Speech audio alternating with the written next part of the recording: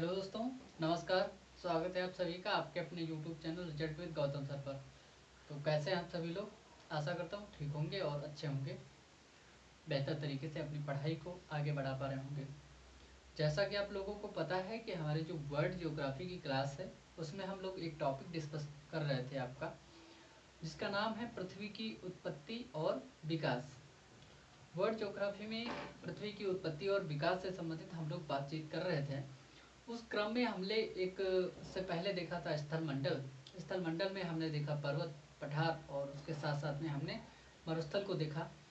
उसके बाद में हम देखेंगे, पहली बात तो कहीं ना कहीं जल मंडल का विकास देखेंगे। और पहले हमने देख लिया था स्थल मंडल का विकास, उसके बाद में ये ऐसा मान लीजिए कि सेकंड टॉपिक है स्थल मंडल के बाद में जल मंडल का विकास। तो जल मंडल का विकास आपका कैसे हुआ और इसके अंतर्गत कौन कौन से जल के जो स्रोत हैं वो आपके पाए जाते हैं, और जल मंडल कहाँ कहाँ पर पाया जाता है वो भी हम लोग इसमें जानेंगे।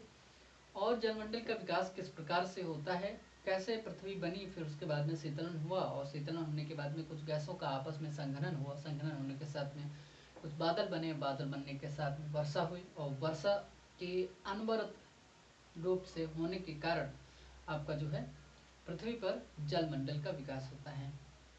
तो हम इसी पर आज चर्चा करने वाले हैं। तो हम बात कर रहे थे आपसे कि जलमंडल का जो हमारा विकास है वो कैसे हो रहा है। यहाँ पर जब पृथ्वी का वर्गीकरण, हम ये टॉपिक लेते हैं और पृथ्वी का वर्गीकरण करते हैं, तो इस टॉपिक में हम दो चीजें देखते हैं। यहाँ पर पहली बात तो आपको दिखाई देगा पृथ्वी के वर्गीकरण में नंबर 1 पर आपको दिखाई देगा, ऐसे आप लिख लीजिए जैसे मैं बता रहा हूँ। मुख्यतः क्या कहेंगे आप लोग? मुख्यतः पृथ्वी का वर्गीकरण, या आप मतलब स्थल मंडल का वर्गीकरण, क्योंकि ये पृथ्वी का स्थलीय भाग है, कुछ जलीय भाग है, तो पृथ्वी की सतह का वर्गीकरण। तो ऐसे आप कर लीजिए, पृथ्वी की सतह का वर्गीकरण।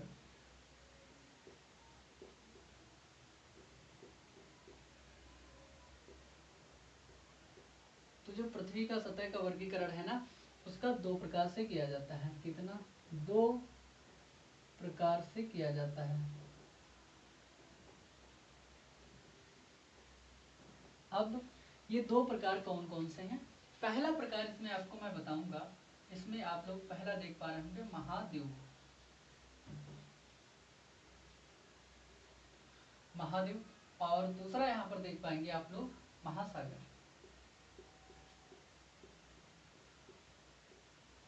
मैं आपसे बात कर रहा था महाद्वीप और महासागर पर। महाद्वीप क्या होता है, महासागर होता क्या है, इनके बारे में पहले थोड़ा सा हम चित्र के रूप में देख लें, उसके बाद में बात करेंगे आगे चलकर। पहली बात तो हमारी जो पृथ्वी है, पृथ्वी पर दो चीजें हैं।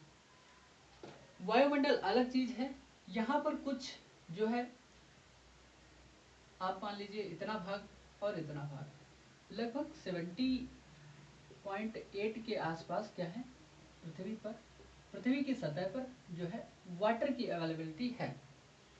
इतने भाग पर कहीं न कहीं जल पाया जाता है, और लगभग आपका 29.2% जो भाग है आपका, यहाँ पर धरातल पाया जाता है, या पृथ्वी की ऊपरी सतह पाई जाती है। क्या पाया जाता है आपका? धरातल।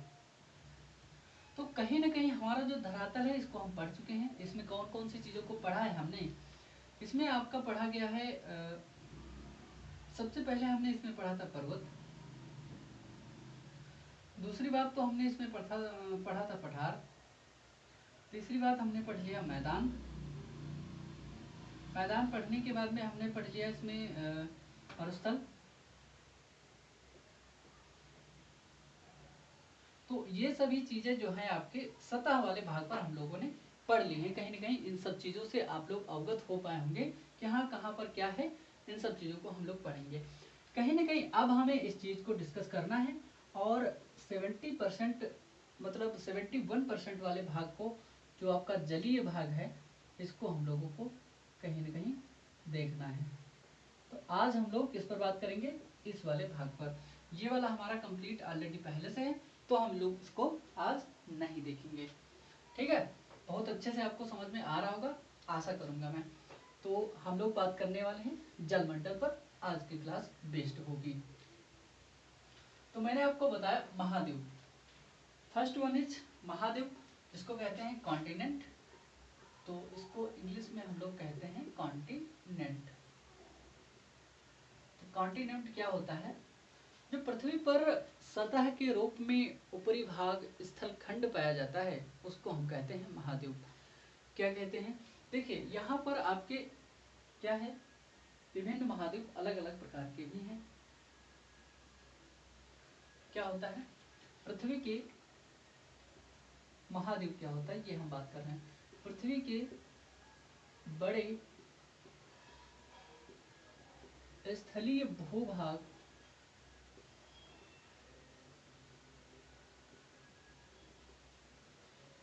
भूभाग को हम लोग क्या नाम देंगे? कहेंगे कॉन्टिनेंट या महाद्वीप कहते हैं।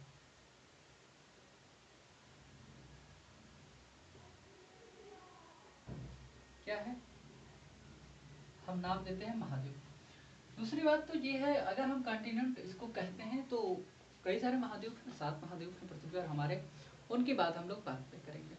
दूसरा जो बात करते हैं हम, यहीं पर हमने बताया था आपको, जो पृथ्वी के दूसरे क्रम के जो फर्स्ट भाग है महाद्वीप, और दूसरा भाग क्या है आपका महासागर। तो थोड़ा सा महासागर की हम लोग बात कर लेंगे पहले। यहाँ पर एक इसको हम लोग क्या कहते हैं, महासागर को आप ओशियन के नाम से जानते हैं, ओशियन महासागर। ठीक है, तो ओशियन क्या होता है?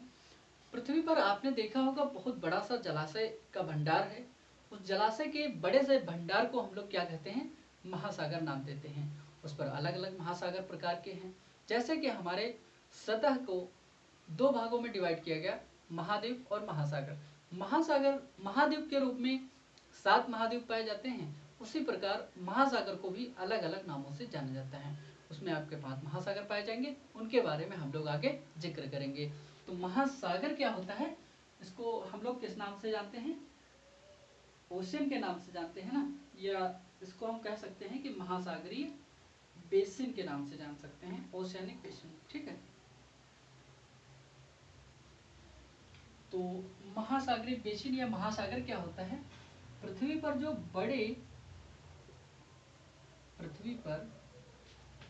बहुत बड़े जलाशयों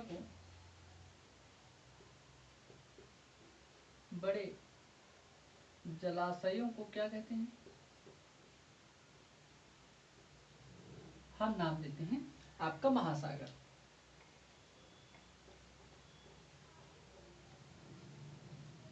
इनको हम नाम देते हैं महासागर। क्योंकि ये महासागर हैं तो इनमें क्या है, वाटर की अवेलेबिलिटी ज़्यादा है, और इन्हीं महासागरों में कहीं न कहीं जल की जो सर्वाधिक क्षमता है यहीं पर पाई जाती है, सबसे ज़्यादा जल पाया जाता है। हम बात कर रहे थे आपकी महासागर की, मैंने बात कर ली। महासागर के पहले हम बात कर रहे थे महाद्वीप की। तो महाद्वीप आपकी पृथ्वी पर जितना सतही भाग है, उस सतही भाग को 7 कहीं न कहीं अलग अलग क्षेत्रों में बांटा गया है। 7 अलग अलग क्षेत्रों में अध्ययन की दृष्टि से बांटा गया है, उन्हें को अलग अलग नाम दे दिया गया है। उन नामों के आधार पर हम लोग इसमें देखेंगे कि कौन सा बड़ा कौन सा छोटा है, या क्रम वाइज भी देख लेते हैं। तो सबसे पहले हम बात करते हैं आपके महाद्वीप की। महासागर को यहाँ से जब तक के लिए हटा देते हैं। अब हम आ जाते हैं महासागर पर, महाद्वीप पर। तो हम बात कर रहे थे आपके महाद्वीप की। तो पृथ्वी पर कितने महाद्वीप पाए जाते हैं? जो आपकी पृथ्वी है, इस पृथ्वी पर कुल 7 महाद्वीप पाए जाते हैं। कितने? 7 महाद्वीप जो है पाए जाते हैं। माफ कीजिए। तो हमारे यहाँ पर 7 महाद्वीप पाए जाते हैं, आपको पता हो गया। देखिए, बड़े से छोटे क्रम में हम लोग देख लें तो क्रमवार भी आपको याद रहेगा। इसको हम कहते हैं कि घटते हुए क्रम में या अवरोही क्रम में।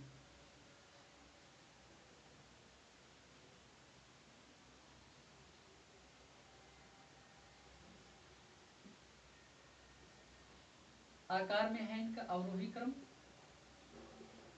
ये महाद्वीप कौन कौन से हैं आपके? तो इन महाद्वीपों की जब हम बात करते हैं तो सबसे बड़ा महाद्वीप आपको पता होगा कि एशिया है हमारा। तो नंबर 1 पर हमारा कौन सा रहेगा? एशिया, जिसमें भारतीय प्रायद्वीप भी आता है इसी के अंतर्गत। दूसरा हमारा है अफ्रीका, बात करेंगे अफ्रीका की, इसमें विभिन्न सारे देश आते हैं। उसके बाद में हमारा तीसरा महाद्वीप है आपका उत्तर अमेरिका।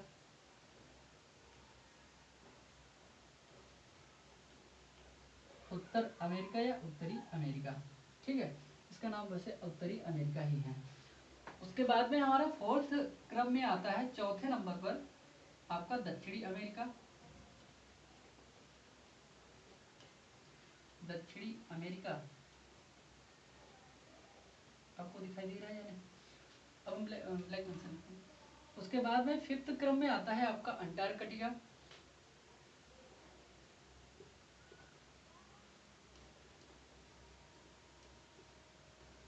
आपका अंटार्कटिका फिफ्थ क्रम में। सिक्स्थ क्रम में आपका आ जाएगा यूरोप, वही गोरे लोगों का देश जो प्रदेश कहा जाता है वो वाला भाग। और यूरोप के बाद में आपका सबसे छोटा महाद्वीप आता है, जो एक महाद्वीप के साथ में देश भी है, ऑस्ट्रेलिया, ठीक है। तो आपका सबसे बड़ा महाद्वीप है एशिया, अफ्रीका, उत्तरी अमेरिका, दक्षिणी अमेरिका, अंटार्कटिका, यूरोप और सबसे छोटा ऑस्ट्रेलिया। ये क्या है आपका? अभी यहीं पर थोड़ा सा क्रम के रूप में हम लोगों ने देख लिया ना, तो आपका मैंने बता दिया वैसे भी। तो सबसे बड़ा आपका कौन सा है? एशिया। क्या है नाम इसका? एशिया। तथा सबसे छोटा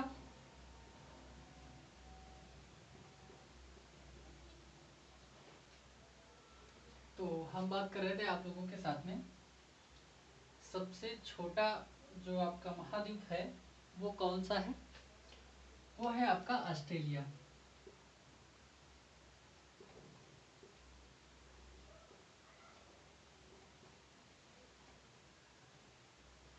तो ये है आपका ऑस्ट्रेलिया, ठीक है। काफी लंबे समय के बाद में लाइट आई है तो थोड़ा कहीं ना कहीं फ्लो बिगड़ जाता है, बाकी ठीक है, क्लास चल रही प्रॉपर। तो हम लोग क्या करते थे, सबसे बड़ा जो है आपका महाद्वीप वो एशिया है, और उससे सबसे छोटा जो है आपका ऑस्ट्रेलिया है। तो ऑस्ट्रेलिया के सबसे छोटे होने और एशिया के सबसे बड़े होने का कारण है आपका आकार और क्षेत्रफल। तो क्षेत्रफल में सबसे छोटा है ऑस्ट्रेलिया और कहीं ना कहीं सबसे बड़ा जो है एशिया है। और हम आपसे बात करें आगे, मतलब इसको हमें मिटाना पड़ेगा।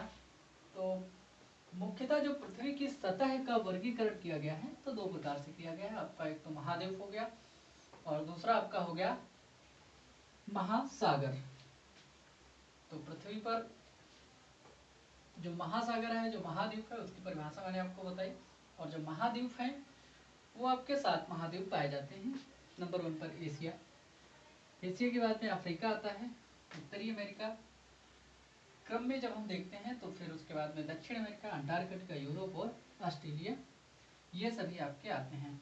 सबसे बड़ा मैंने आपको बताया कि एशिया है और सबसे छोटा जो है आपका जो है ऑस्ट्रेलिया महाद्वीप आता है। जो आपके महासागर और महाद्वीप हैं, क्या महासागर और महाद्वीप को हम क्या कहते हैं, क्या नाम देते हैं? महासागर तथा महाद्वीप, इनका जो निर्माण है ना, ये प्रथम क्रम के उच्चावच हैं। क्या है? प्रथम क्रम के उच्चावच हैं। उच्चावच हैं। प्रथम क्रम के उच्चावच मतलब क्या होता है? देखिए, जब पृथ्वी का निर्माण हम लोग कर रहे थे तो उस पृथ्वी के निर्माण में सबसे पहले हमारे यहाँ पर क्या दिखता है या तो आपको महाद्वीप, या तो पानी दिखेगा, या तो धरती दिखेगी। तो आपका जो मैंने आपको बताया 78 पॉइंट, सॉरी माफ कीजिए, 70.8%, ये जो आपका जल वाला भाग है, इस भाग को देखा सबसे पहले। इसके बाद में जो इसका सेकंड वाला भाग है, तो इसको हमने देखा था स्थल वाले भाग को। सबसे पहले ये कितने परसेंट, 29.2% का भाग। तो ये है आपका स्थल, और दूसरे नंबर पर आपका कौन सा है, जल। इन्हीं स्थल और जलों का निर्माण सबसे पहले हो रहा है, इसीलिए हम इनको क्या कहते हैं, प्रथम क्रम के उच्चावच, मतलब पृथ्वी पर पहली बार इनका निर्माण, सबसे पहले इनका निर्माण होता है। उसके बाद में मैंने आपको पठार पढ़ाते हुए, पर्वत पढ़ाते हुए ये बताया होगा कि कहीं ना कहीं वो आपके द्वितीय क्रम के उच्चावच हैं। क्यों? क्योंकि इसके अंतर्गत ही इसके बाद में पहले स्थल बना, उसके बाद में पठार बना, उसी के साथ साथ में क्या बना, पर्वत बना, उसी के साथ साथ में मैदान बनते हैं। इन सबों का निर्माण जो होता है, ये कहीं न कहीं द्वितीय क्रम के जो आपके उच्चावच कहलाते हैं। तो प्रथम क्रम का उच्चावच, द्वितीय क्रम का उच्चावच, समझ में आ गया होगा, बिल्कुल कहीं कंफ्यूजन तो नहीं है। देखिए ये जो क्लास है आपकी, इसमें समझने के लिए आपको बहुत ज़्यादा उसकी ज़रूरत नहीं, दिमाग लगाने की ज़रूरत नहीं, क्योंकि हम इतना आसान तरीके से बताते ही हैं आपको। और विशेष तौर पर इस क्लास का महत्व ये है कि आपको हम जो भी बता रहे हैं, पहले तो लिख करके बताते हैं, फिर चित्र में समझा देते हैं, और फिर अगर टाइम आएगा तो कहानी के रूप में भी आपको बताएंगे। ठीक है।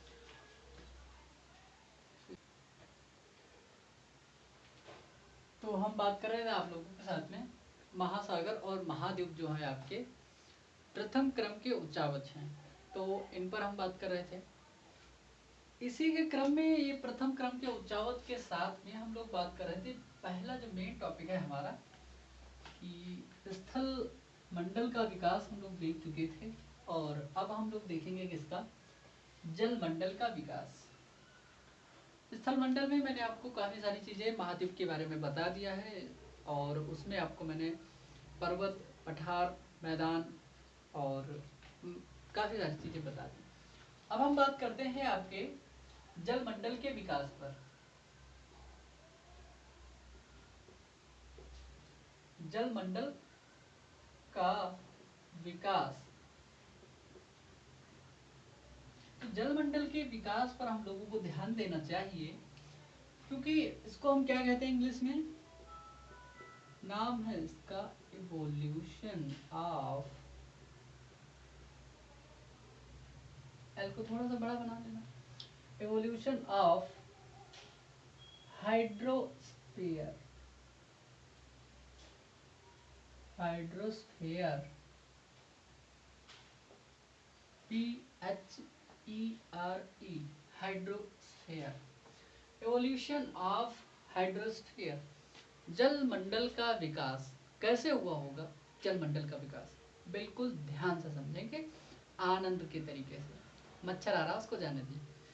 अब हम बात करते हैं आपसे कि देखिए, हमारी ये है पृथ्वी, ठीक बनी है ना, पृथ्वी है ये।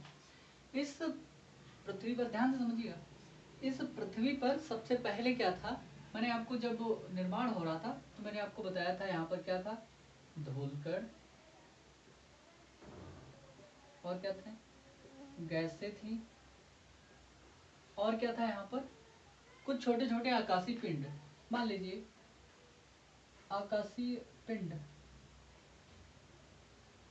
छोटे छोटे। इन सबों का क्या होता है, आपस में संघनन होता है, शीतलन होता है, इन्हीं का संकुचन होता है। इन सभी का क्या होता है, संघनन होता है, संकुचन होता है, शीतलन होता है, आपस में हो रहा है। ठीक बात है। यहाँ पर गैसें थी आपकी बहुत सारी, इन गैसों के चलते हुआ क्या, वातावरण में कहीं न कहीं जब ब्रह्मा मतलब सौर मंडल में आपकी जो पृथ्वी चक्कर लगा रही थी, उस चक्कर के क्रम में इसकी जो विभिन्न प्रकार की आपके यहाँ पर क्रियाएं हुआ करती थी। देखिए यहाँ पर संकुचन हुआ, संघनन हुआ, संघनन के चलते घर्षण हो रहा था, उसमें घर्षण के चलते गर्म वायु हो रही थी, गर्म वायु के साथ साथ में यहाँ पर आपके वल्केनोज भी निकलेंगे, मतलब जो आपके ज्वालामुखी होंगे वो भी निकलेंगे।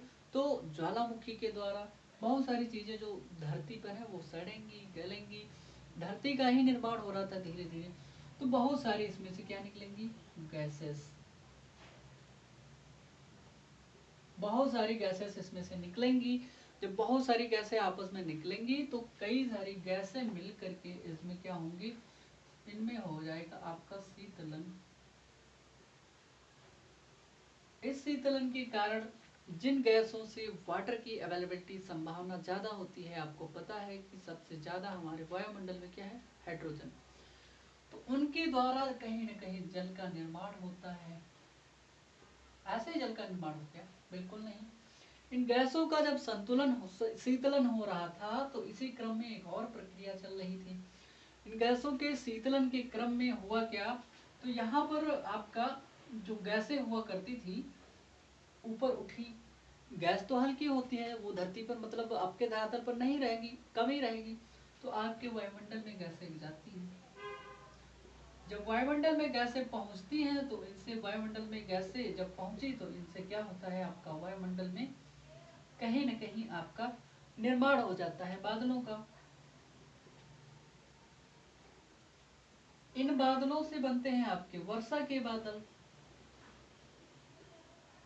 वर्षा के बादल, सभी बादल तो वर्षा नहीं करते हैं ना, तो वर्षा वाले बादल बनते हैं। जब वर्षा वाले बादल बनते हैं तो वर्षा हुई। जब लगातार हजारों करोड़ों अरबों खरबों वर्ष तक जब पानी बरसा तो वर्षा में क्या होगा, वर्षा में जो जल होगा ना, पृथ्वी के खड्डा मान लीजिए या गड्ढे मान लीजिए, गड्ढे मान लीजिए, बहुत सारे बड़े बड़े गड्ढे हुआ करते थे पृथ्वी पर, तो उन गड्ढों में जल का जो है जमाव हो जाएगा। जब जल का जमाव होता रहेगा, बहुत ज्यादा जल का जमाव होगा तो क्या होगा, महासागरों का निर्माण हो जाएगा। समझ आया है या नहीं, चला गया है? मैंने बिल्कुल सीधी सी बात बताई। जब आपका सौर मंडल था, सौर मंडल में कहीं न कहीं ग्रह जो चक्कर लगा रहे थे, उन ग्रहों से आपके उनके पास में धूलकण गैसें आकाशीय पिंड छोटे छोटे हुआ करते थे, उनके संकुचन संघनन और शीतलन के द्वारा होता क्या है, गैस से विभिन्न गैसों का निर्माण होता है। गैसों के द्वारा उन गैसों में संतुलन हुआ, शीतलन हुआ। शीतलन का मतलब होता है कहीं ना कहीं पानी का निर्माण या नमी युक्त गैसें, वो जैसे कहते हैं ना ट्रेड विंड जो चलती हैं आपकी, नमी धारण कर लेती है फिर वर्षा करती हैं, ठीक ऐसे ही। ये मच्छर यहाँ पे क्यों टहला भाई? तो होता क्या है, जो शीतलन हुआ गैसों का, जब शीतलन होने के बाद में विभिन्न वायुमंडल में विभिन्न प्रकार की गैसें आपकी इकट्ठा हो गई। इन गैसों के द्वारा होता क्या है, बादल का निर्माण हो जाता है, और इस बादल से बनते हैं वर्षा के बादल। और वर्षा के बादल जब बन जाएंगे तो आपका कहीं न कहीं उस संघनन के द्वारा जब वर्षा के बादल आपस में टकराएंगे तो वर्षा होगी। तो वर्षा होने के बाद में क्या होगा, वर्षा का जल इकट्ठा होता रहता है पृथ्वी पर, बहुत ज्यादा बहुत वर्षों तक इकट्ठा होता रहा। फिर लास्टली होता क्या है, आपका विभिन्न गड्ढों में जो जल होता है इकट्ठा होता रहता है। ये गड्ढे विभिन्न विशेष प्रकार के आपके थी। इन गड्ढों में जब जल इकट्ठा होता रहा, जब इनके ऊपर भी बहने लगा तो फिर क्या बन गए, आपके विभिन्न प्रकार के महासागरों का निर्माण हो जाता है। और पृथ्वी पर जो अपने स्थल पर जो विभिन्न क्रियाएं हो रही थी, उन क्रियाओं के साथ साथ में वो प्रक्रियाएं भी चलती रही, साथ साथ में धीरे धीरे उसके साथ बढ़ती रही। तो आपके जो महासागर का जो है निर्माण हो जाता है यहाँ पर, ठीक है। तो ऐसे हुआ महासागर का निर्माण। अब आपको कोई कंफ्यूजन तो नहीं है, अब आपको कोई दिक्कत तो नहीं है। अगर आपको अब भी दिक्कत हो गई तो हो सकता है आपको आगे क्लास में दिक्कत बनी रहेगी, क्योंकि आपको पूछना पड़ेगा। और इससे सरल मुझे तो नहीं लगता है किसी भी यूट्यूब चैनल पर आपको पढ़ाया गया होगा। अगर कहीं पर पढ़ाया जाता है तो आप बिल्कुल क्लास को मत देखिए, आराम से जाइए, वहाँ पढ़िए, और अच्छा अगर पढ़ाते हैं सर आपके तो वहाँ पढ़ लीजिए। मुझे तो लगता है इससे आसानी से आपको बताने लायक या चित्र बना बना करके बता बता करके मैं पढ़ा रहा हूँ, तो मुझे लगता है कि आपको समझ में आ ही गया होगा। ठीक है, मैंने आपको बताया। अब लिख लेते हैं इस चीज को, जल मंडल का जो विकास हुआ है वो कैसे हुआ है। देखो यार, फिगराइज अप्रोच जो होती है वो चीज आपको समझ में आ जाती है, कहीं ना कहीं शॉर्ट में आपको जल्दी समझ में आता है, लेकिन शॉर्ट वाला जल्दी से उड़ता भी है, ये भी आपको याद रखना चाहिए। तो हम आपको इसीलिए लिखवाते भी हैं, साथ साथ में दोनों काम करवाते हैं, ताकि आप अच्छे से उसको प्रिपेयर कर पाए। बात ये हुई, जो पृथ्वी थी आपकी, पृथ्वी पर विभिन्न प्रकार की गैसेस हुआ करती थी। उन गैसेस में होता क्या है, तो पृथ्वी पर होता क्या था, पृथ्वी के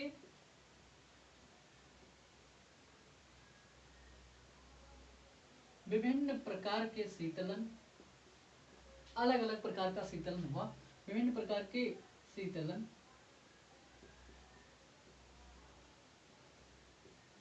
थोड़ा सा शीतलन तथा, देखिए ज्वालामुखी का विस्फोट होता है। यहाँ पर ज्वालामुखी विस्फोट के कारण क्या होता है,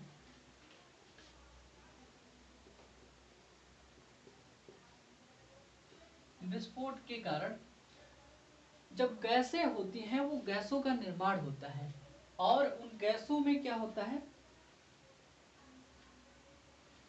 क्या होता है, विस्फोट के कारण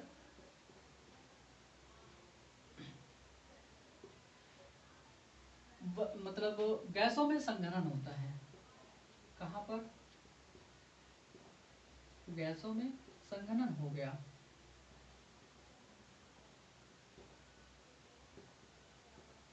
जो आपका संघनन हुआ, इस संघनन की प्रक्रिया द्वारा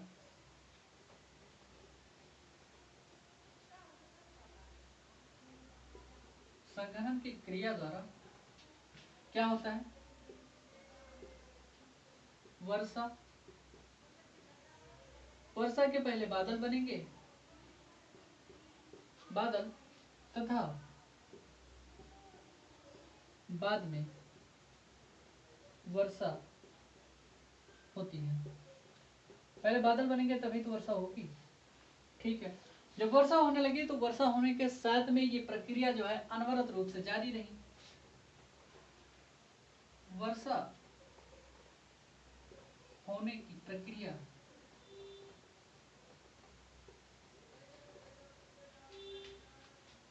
काफी लंबे समय तक,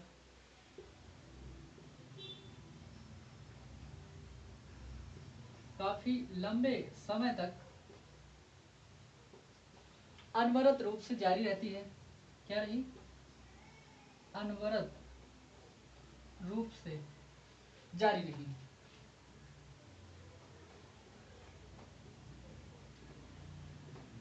वर्षा का जल धीरे धीरे कहीं न कहीं गड्ढों में इकट्ठा होता रहा। कहां पर, वर्षा जल का संचयन पृथ्वी के बड़े बड़े गड्ढों में हुआ, बड़े गड्ढों में हुआ। जब पृथ्वी के बड़े बड़े गड्ढों में हुआ जल का एकत्रीकरण या संचयन, तो उसके बाद में निर्मित क्या होगा आपका, उसके बाद में लास्टली निर्माण हो जाएगा किसका, अंततः क्या होगा, महासागर का निर्माण हुआ। क्या हुआ, अंततः महासागर का निर्माण हो गया, महासागर का निर्माण हुआ। तो हम क्या जानते हैं, आप लोग देख रहे हैं कि महासागर का निर्माण हो गया। मैंने आपको बताया कि अंततः महासागर का जो है निर्माण हो जाता है। मैंने आपको बताया पृथ्वी की विभिन्न प्रकार के शीतलन और उसके ज्वालामुखी विस्फोटन के चलते गैसों में आपसी संघनन होता है, और संघनन की क्रिया के द्वारा वर्षा के बादल बनते हैं, वो वर्षा होती है। लंबे समय तक वर्षा की प्रक्रिया जारी रहती है, अनवरत समय तक, लंबे समय तक, काफी वर्षों तक। वर्षा की प्रक्रिया हुई वो जारी रहती है। वो वर्षा का जो जल है उसका संचयन होता रहा पृथ्वी के बड़े बड़े गड्ढों में, और कहीं न कहीं अंततः उससे महासागरों का निर्माण होता है। जब महासागर आपके बन गए, महासागरों का निर्माण हो गया, महासागरों के निर्माण के बाद में जो है जीवन स्टार्ट होता है। कहाँ पर? पानी में। ये प्रक्रिया आपको अच्छे से समझ लेनी है। अब मैं एक आपसे बहुत अच्छी बात करने वाला हूँ। देखिए, पृथ्वी पर जब ऑक्सीजन नहीं आई थी ना, ऑक्सीजन जब पृथ्वी पर ऑक्सीजन नहीं आई थी उससे पहले यहाँ पर शैवाल आ गए थे। कहाँ पर? जल में। और उन शैवालों के द्वारा धीरे धीरे धीरे धीरे ऑक्सीजन का निर्माण हुआ, और उस ऑक्सीजन के द्वारा आज हम सब लोग जिंदा हैं। तो क्या पृथ्वी पर सबसे पहले क्या आते हैं? किसका? महासागरों में निर्माण हो रहा है। किसका? महासागरों में निर्माण होगा। किसका? शैवाल का। जब महासागरों में शैवाल बन जाएगा तो ये शैवाल क्या करेगा? इसी शैवाल के द्वारा क्या होगा? जो ऑक्सीजन हम लोग ले रहे हैं, जिससे जिंदा हैं, उस ऑक्सीजन की कहीं न कहीं ऑक्सीजन का उत्सर्जन होगा यहीं से। उसके बाद में पैदा हुई है ऑक्सीजन। क्या? उसके बाद में उत्पन्न हुई है ऑक्सीजन। कब? जब ये जो आपके शैवाल हैं, शैवाल के बाद में उत्पन्न हुई है ऑक्सीजन। इसीलिए आपके शैवाल पहले आते हैं क्योंकि जिंदा भी थे, और ऑक्सीजन बाद में आती है। सॉरी, ये बाद में आई थी। कौन? O2।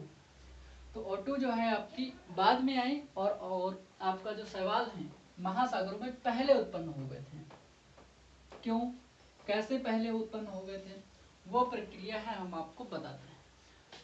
देखिए, वातावरण में पहली बात तो ये, जब प्रकाश की प्राप्ति हो रही थी तो धीरे धीरे क्या होता है, यहाँ पर बनते हैं आपके प्रकाश संश्लेषण की प्रक्रिया के बाद।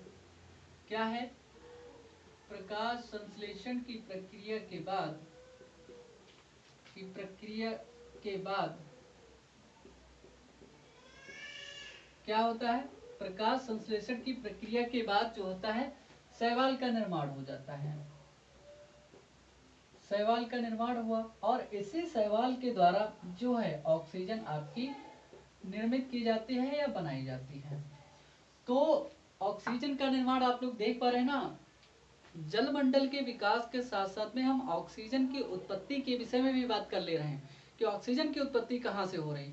तो ऑक्सीजन भी आपकी जो गैस है, जीवनदायी गैस है, जिसको हम लोग जिसके बिना हम एक मिनट भी जिंदा नहीं रह सकते, तो ये गैस वहां से बन रही। जब महासागरों का निर्माण हो रहा है उसके बाद में जब शैवाल बन रहे हैं, उसके बाद में क्या हो रहा है?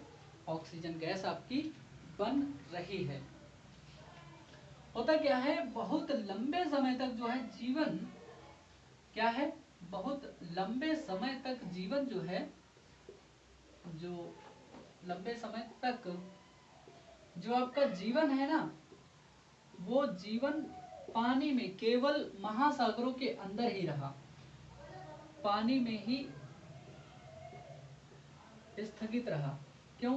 क्योंकि जीवन जो है पानी से बाहर आ ही नहीं पा रहा था। पानी से बाहर बहुत लाखों सालों के बाद आया। लाखों सालों तक जो है शैवाल के रूप में, हरे छोटे पेड़ पौधों के रूप में, सबसे पहले आदमी से पहले तो मतलब आपके पेड़ पौधे बन गए, इसीलिए कहते हैं ना। तो इनके द्वारा धीरे धीरे, एक बात मैं आपको समझा दूं, बहुत छोटी सी बात है। अगर किसी भी जीव की उत्पत्ति होती है, किसी भी जीव की उत्पत्ति होती है, उससे पहले उसके लिए विभिन्न प्रकार की दशाएं क्या होता है, उत्पन्न हो जाती हैं। किसी भी प्रकार से विभिन्न प्रकार की जो दशाएं होती हैं वो उत्पन्न हो जाती हैं। इन दशाओं में होता क्या है, तो क्या होता है, ये सबसे पहले उसके लिए क्या होता है, आवश्यक दशाएं बनती हैं पहले। तो हम यहाँ पर आप लोगों के साथ में क्या बात कर रहे थे कि मतलब किसी भी जीव या किसी भी वस्तु, किसी के भी निर्माण के लिए पहली बात तो ये होती है कि उसके लिए कुछ अनुकूल परिस्थितियां उत्पन्न होती हैं, और उन अनुकूल अनुकूल परिस्थितियों में ही किसी भी जीव का जो है निर्माण होता है। चाहे उसके लिए क्या होता है, विभिन्न प्रकार की जो दशाएं होती हैं, उन दशाओं के द्वारा ही, चाहे वो जीव हो चाहे कुछ भी हो, जैसा कि आप फसल उगाते हैं और क्या करते हैं, उसके लिए पहले से अनुकूल परिस्थितियां होती हैं, उसके लिए खाद बीज और जो भी आपके लिए क्रियाएं करनी होती हैं तो आप उसके लिए करते हैं, उसके बाद ही में आपको फसल मिलती है। तो हमने कहा कि पहले परिस्थितियां बनती हैं और उसके बाद में उस जीव या अन्य चीज की उत्पत्ति होती है। तो होता क्या है, सबसे पहले जो प्रकाश संश्लेषण की जो क्रिया हो रही थी आपकी, उस प्रक्रिया के बाद ही आपके शैवाल उत्पन्न हुए और शैवालों के बाद में शैवालों से बनी ऑक्सीजन, ऑक्सीजन के बाद में उनको ग्रहण करने वाले हमारे तुम्हारे जैसे सजीव बन गए। तो ये प्रक्रिया मैं आपको समझा रहा था।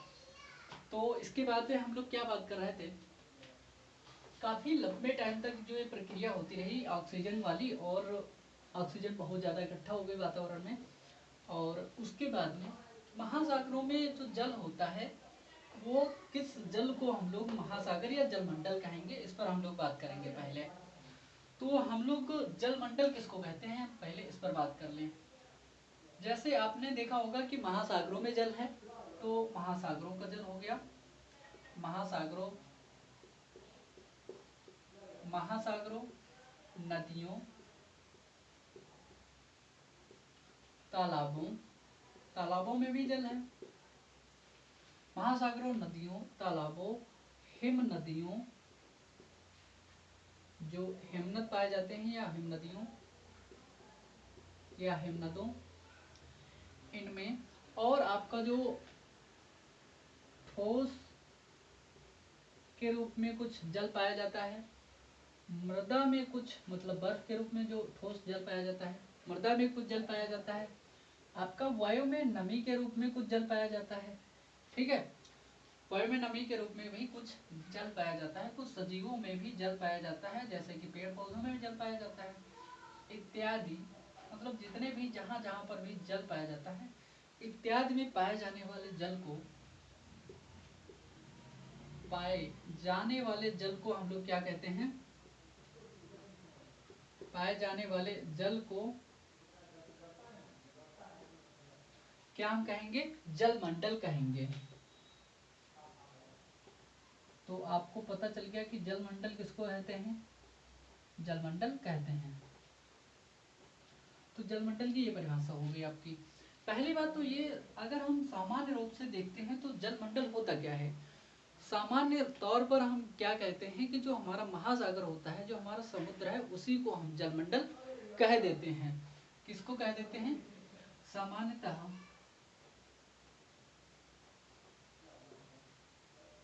महासागरीय जल को क्या कहते हैं, महासागरीय जल जो है आपका, महासागरीय जल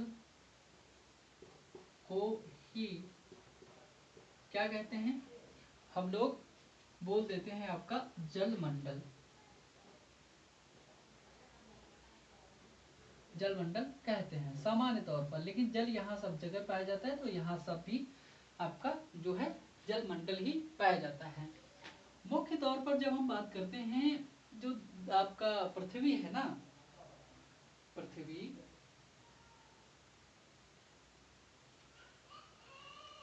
जो आपका धरातल पाया जाता है, इस पर 2/3 से भी ज्यादा जो है जल का भाग पाया जाता है, क्योंकि कहीं ना कहीं जो आपका धरातल पाया जाता है 29% के करीब ही पाया जाता है। तो 2/3 का मतलब हुआ कि लगभग 60% से भी ज्यादा पाया जाता है, क्योंकि ये 71% के आसपास जल पाया जाता है जलमंडल। तो सामान्य तौर पर हम क्या कह सकते हैं, सामान्यतः क्या कह सकते हैं कि जो जल धरातल के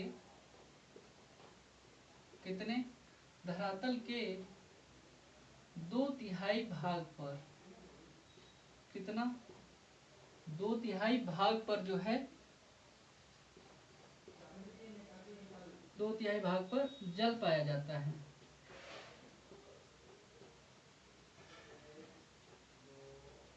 समझ रहे हैं आप लोग कि लगभग 2/3 भाग पर यहाँ पर जो है हमारे धरातल के जल पाया जाता है।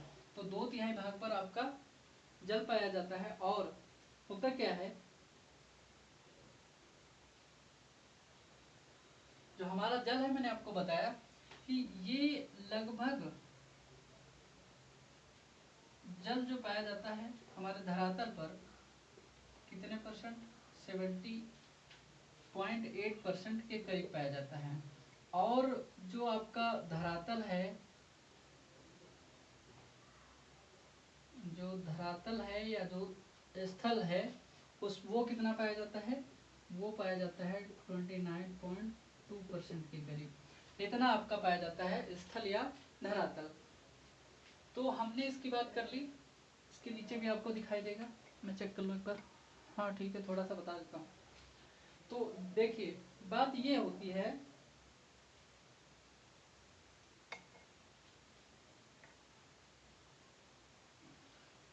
जल मंडल के अंतर्गत सबसे बड़े जो हैं भाग जो हैं आपके, वो कौन है, महासागर हैं। तो इन जल मंडल के अंतर्गत, इसको आप लिखिए या ना लिखिए, लेकिन ये तो आपको पता ही है, जल मंडल के अंतर्गत क्या है, सबसे बड़े खड्ड जो आपको मैं बता रहा था, जो गड्ढे हैं, सबसे बड़े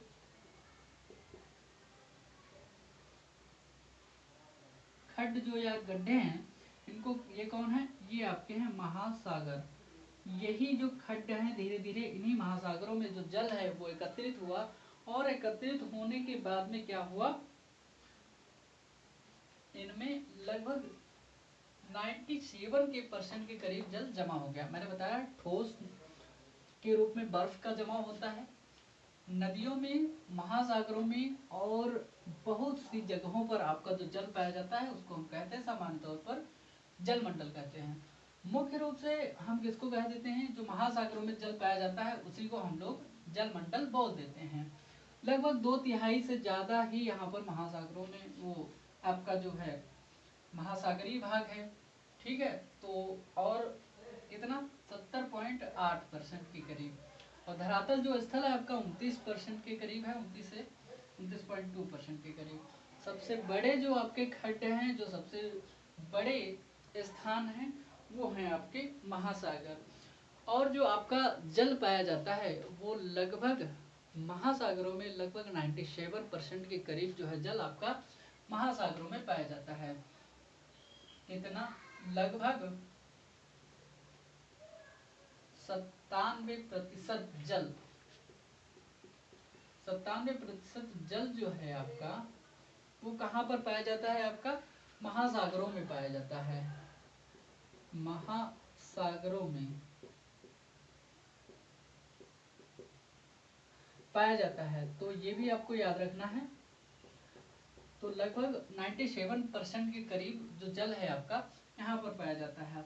लेकिन जो 3% जो जल है, इसी में आपका जो हेमनद है, जो जमा हुआ जल है, कहाँ पर, हेमनद नदी बर्फ के रूप में आदि, इन सब के रूप में जो जल पाया जाता है वो 3% अन्य में जो है पाया जाता है। तो ये जो जल मंडल का विकास है, जो जल मंडल का टॉपिक है, वो यहाँ तक आप लोग देख पा रहे होंगे। और इसी के अंतर्गत भूमिगत जल भी आता है, और भूमिगत जल में हमारा 3% में ही आता है। जो आपका 97% जो समुद्री जल है या जो आपका महासागरीय जल है, वो क्या है, लवणीय होने के कारण, कैसा, लवणीय होने के कारण जो है पीने योग्य नहीं है। क्या है, पीने योग्य नहीं है। तो आप लोग समझ गए कि जो लगभग 97% के करीब जो हमारा जल है, मतलब जल का अधिकतम भाग, अधिकतम का सबसे ज्यादा मतलब ज्यादातर भाग जो है आपका लगभग 97% के करीब जो है पीने योग्य नहीं है, क्योंकि वो लवणीय पाया जाता है, इसलिए नहीं पिया जा सकता है, उसको शुद्ध किया जा सकता है। तो आज की क्लास यहीं तक रखें। आज की क्लास में इतनी समस्याएं हुई, ये समस्याएं आगे चल करके हम आपको गिनाएंगे। तब तक के लिए आप सभी का बहुत बहुत शुक्रिया। क्लास को देखते रहिए और नमस्कार, धन्यवाद।